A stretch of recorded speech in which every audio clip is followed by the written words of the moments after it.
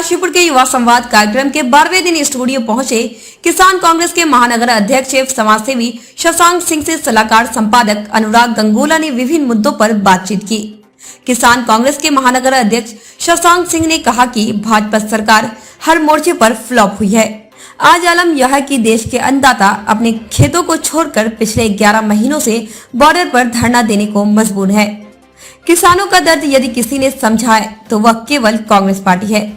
सत्ताधारी पार्टी की तानाशाही का नतीजा है कि आज किसी जनहित के मुद्दे पर आरटीआई मांगने पर पाबंदी लगा दी गई है। आम आदमी पार्टी के उत्तराखंड में बढ़ते कदम से जुड़े एक सवाल के जवाब में किसान कांग्रेस अध्यक्ष शशांक सिंह ने कहा कि आम आदमी पार्टी चुनाव में अपनी छाप छोड़ने में नाकाम होगी।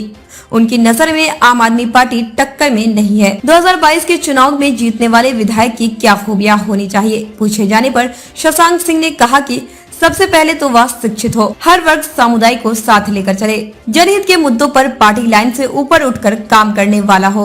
यह पूछे जाने पर कि वर्तमान भाजपा विधायक का कार्यकाल कैसा है, किसान कांग्रेस अध्यक्ष ने कहा कि 20 साल से भाजपा विधायक किस्मत लिखवा कर आए हैं, वरना उनमें विधायकी की कोई गुण नहीं है।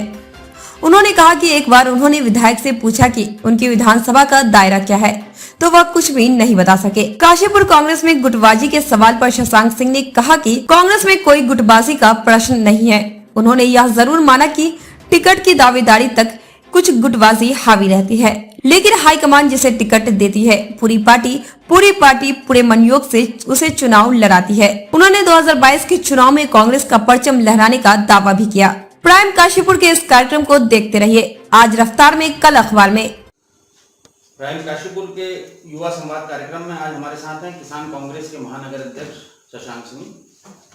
इनका परिचय देना चाहूँगा। शशांक जी छात्र राजनीति से लेकर कांग्रेस की मुख्य धारा के सभी कार्यक्रमों में प्रतिभाग करते रहे हैं। बड़े अग्रणी तेज तर्रार नेता हैं।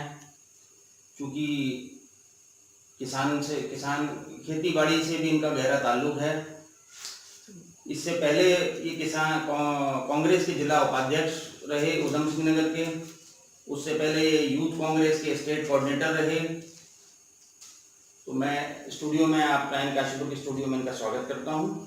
शशांक जी, क्योंकि आप किसान कांग्रेस के महानगर अध्यक्ष हैं, तो सबसे पहले बात मैं आपसे जानना चाहूँगा कि ये 11 महीने से किसान हमारे गाजीपुर बॉर्डर में बैठे हुए हैं। सरकार इनकी सुध नहीं ले रही है या इनके बारे में कोई निर्णय नहीं हो रहा है, तो ये 3 काले कानूनों के विषय में आपका क्या कहना है? देखिए, सरकार को कोई फर्क नहीं पड़ रहा। 11 महीने से किसान भाई हमारे सारे वहाँ बैठे हुए हैं और उसके बावजूद भी वो कोई स्टेप नहीं उठा रही कि किसी तरह इतने लोग शहीद हो चुके हैं। आपने देखा था पहले भी जाड़ों में कितने लोग मरे, गर्मी तपती धूप में वहाँ, मगर सरकार को कोई फर्क नहीं पड़ रहा। मोदी जी ने हमें एक वादा किया था जब वो आए थे, अच्छे दिन आएंगे। आपको भी याद होगा, न्यूज़ चैनल्स में हर जगह वही छाए हुए थे जी अच्छे दिन आएंगे। अगर ऐसे ही अच्छे दिन आने हैं जिसमें हमारे किसान भाई मरे, हमें ऐसे अच्छे दिन नहीं चाहिए। तो मैं यही कहूँगा कि उनको कोई फर्क नहीं पड़ता। वो उद्योगपतियों के लिए आए थे और वो उन्हीं के लिए काम कर रहे हैं। एक आम जनता के लिए जो काम होना चाहिए वो काम वो नहीं कर रहे। इन दिनों धान खरीद जिले में जोरों से है, उत्तराखंड प्रदेश में सभी जगह किसानों को धान खरीद केंद्रों पर बहुत मुश्किलों का सामना करना पड़ रहा है। इसमें आप और आपकी पार्टी किस तरीके से इसको? देखिए, हम लोग वहाँ पे जाके धरना दे भी चुके हैं, कुछ जगह जाके, और कुछ जगह हम धरना देंगे। देखिए, सरकार हमारी नहीं है, ना केंद्र में है ना उसमें है, तो हमें बहुत मुश्किल आ रही है क्योंकि हमारी कोई सुनवाई नहीं हो रही है।